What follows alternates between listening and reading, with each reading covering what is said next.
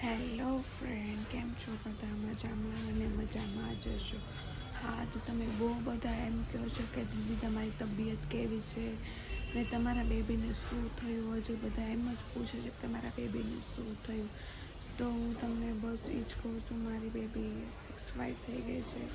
અને હા, એને કાંઈ એટલે કાંઈ કોઈ જાતનો રોગ હતો નહીં. એના નખમાં પણ રોગ નહોતો, પણ શું ખબર ઘરે છઠ્ઠી કરીને બહુ બધાને બોલાવ્યા તો બધા મોટા લોકો એવું એમ કહે છે કે તમારી દીકરી છે ને ભરખાઈ ગઈ. એટલે કે ટૂસકો કરી હતી. ટૂસકો એટલે શું કહેવાય ખબર છે?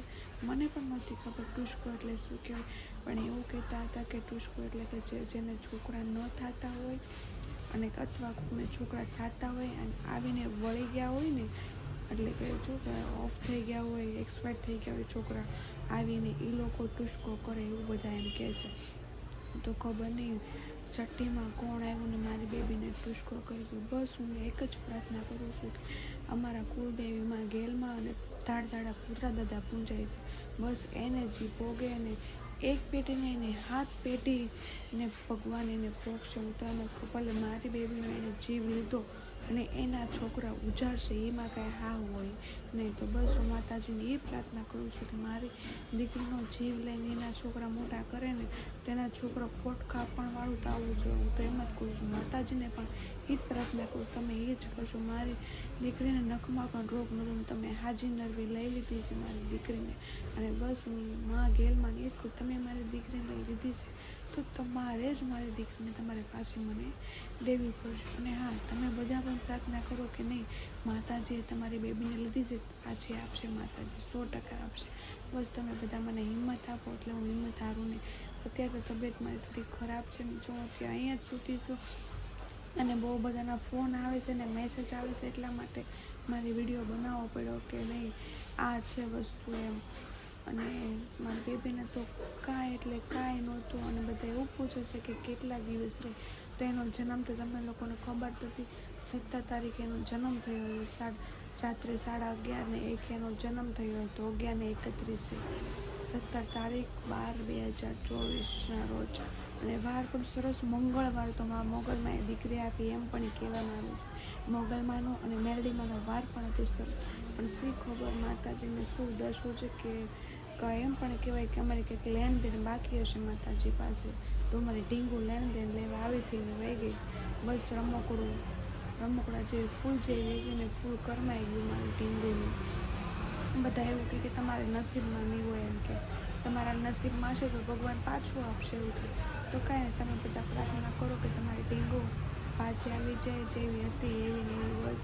અને તમને લોકોને પણ ખબર, મને લક્ષ્મી જ ગમતી હતી અને વિડીયો પણ હું બનાવતી હતી કે નહીં મારા ઘરે લક્ષ્મી આવે, લક્ષ્મીનો અવતાર આવે.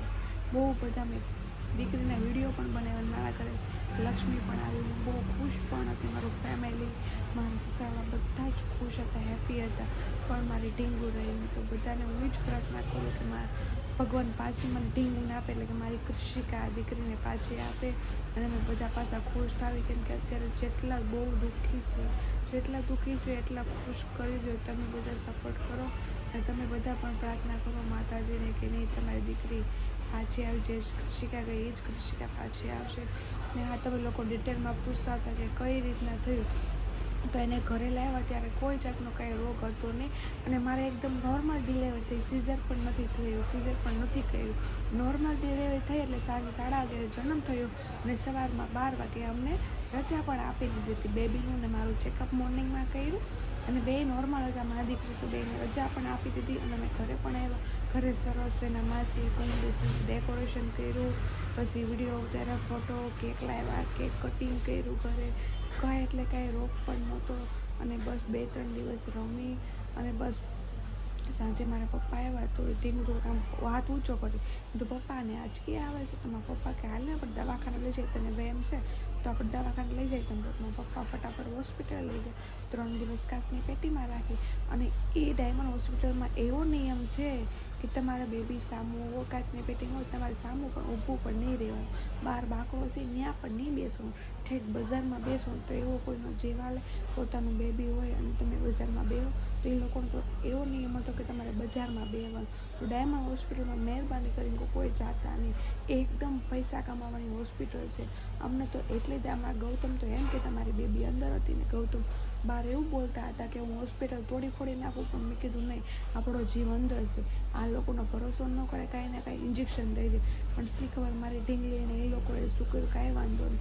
મારી માં ગેલ અને પૂજા દાદા એને પક્ષે જેણે કર્યું હશે એને પક્ષે હું તો એમ મને હોસ્પિટલમાં આટલી દાદ ચડી કે હું તો નથી જ જવાની, પણ તમે કોઈ પણ ડાયમંડ હોસ્પિટલમાં જાતા નહીં. એ લોકોએ અમને એવું કીધું હતું કે તમારી બેબીને 7 દિવસ રાખવાની છે અને 45,000 તૈયાર રાખજો, એવું કીધું. પછી અમે પૂછ્યું, એ લોકોએ પૂછ્યું કે તમને કાંઈ પ્રશ્ન છે, તો બસ મેં એને એક જ પ્રશ્ન કર્યો કે મારી ઢીંગલી મારી બેબી સારી તો થઈ જશે ને. તો એ લોકોએ એવું કીધું કે અમે કોશિશ કરશું. એટલે કાંઈ વાહન કે રિપેરિંગ કરવા અમે આપ્યું, તમે એમ કે કોશિશ કરશું. આ લોકોએ અમને આવો પણ જવાબ આપ્યો હતો. તો કાંઈ નહીં, મને ડાયમંડ હોસ્પિટલ ઉપર વિશ્વાસ નથી. તમે પણ કોઈ ડાયમંડ હોસ્પિટલમાં જાતા નહીં, મહેરબાની કરીને કહો. જો જાશો તો તમે તમારો જીવ ગુમાવશો. અમે તો અમારો જીવ ગુમાવ્યો છે એટલે અમે તમને લોકોને સારી સલાહ આપીએ છીએ એટલા માટે. અને બસ પછી છઠ્ઠી કરી ટીંગુની, અને છઠ્ઠી કરીને શીખ પર ટીંગુને શું થયું. અને હું એમ પણ કહું છું, નાનું થાય તો છઠ્ઠી પણ બસ ભાઈને બોલાવી અને સસરાવાળા ફેમિલી અને પિયરવાળું ફેમિલી પપ્પા મમ્મી બોલાવીને છઠ્ઠી ટૂંકમાં પતાવજો. કોઈ પાડોશી આડોશીને કોઈને બોલાવતું નહીં. અત્યારે માણસ ખરાબ થાય ને એમાં જ બધા રાજી છે, કોઈનું સારું ઈચ્છવા રાજી નથી. એટલે હું એમ જ કહું, ભલે કોઈને ખોટું લાગે તો લાગવા દેવાનું, કોઈને તેડવા પણ ન આપતા. હું કહું, મેં તો મારી ઢીંગલીને બધાને હાથમાં આપી. શું કામ હાથમાં આપી? બધાને એવું થાય કે આને નવી નવાઈનું હશે તે કોઈને આપતી નથી, એવું તો મેં બધાને હાથમાં આપી અને બધાએ ફોટા પાડ્યા. પણ નહીં, આવું કોઈ કરતા નહીં. અમે ભૂલ ખાધી, તમને બધાને એવું શીખવાડું, તમે પણ આવી ભૂલ કરતા નહીં.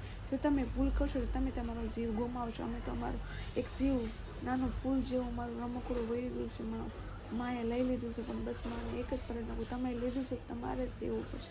મારી ઢીંગલી પાસે રમકડા જેવી આપવી પડશે. બસ એ આ જ વર્ષમાં પાછી આપી, પણ 2025માં મારી ઢીંગલી તમારે મને પાછી આપવી પડશે. તમે બધા પણ પ્રાર્થના કરો કે આપવી પડશે. અને બસ તમને બધાને હું ચેતવણી કરું, એ હોસ્પિટલમાં તમે કોઈ જાતા નહીં. મહેરબાની કરીને તમારો જીવ ગુમાવશો. અને છઠ્ઠી કરો તો ટૂંકમાં છઠ્ઠી પતાવી દેશો. કોઈને આડોશી પાડોશીને કોઈને તમારું બેબી અડવા પણ ન દેતા. અને જેને ઉધરસ હોય એનું ઇન્ફેક્શન પણ લાગી શકે. તો બસ હું એમ જ કહું, તમારી બેબીનું તમે ધ્યાન રાખો. તમને બધાને હું ચેતવણી આપું છું. અને બધા એમ કહેતા કે કેટલા દિવસ, પણ બસ મારી ટીંગુ 11.5 દિવસ જ રહી છે. બસ 12મો દિવસ હતો ને સાંજના તો એક્સપાયર થઈ ગઈ હતી. ને બસ પણ મને આમ તો છે કે જીવ લઈ ગયા, પણ મારો જીવ તો અમારા સસરાના ઘરે જ છે. અમારા સસરાનું ઘર છે, ત્યાં જ મારી દીકરીને દફનાવેલી છે. મારી ઢીંગુ તો ત્યાં જ છે. અને બસ હજી હું એમ જ કહું, મારી ઢીંગુ છે જ તે.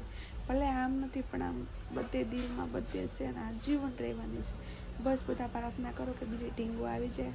અને બધા કોમેન્ટમાં લખજો કે આત્માને શાંતિ આપે, આત્માને શાંતિ આપે, આત્માને શાંતિ આપે. બસ મારી ઢીંગુ બીજી પાસે આવી જાય. બધાને જય માતાજી.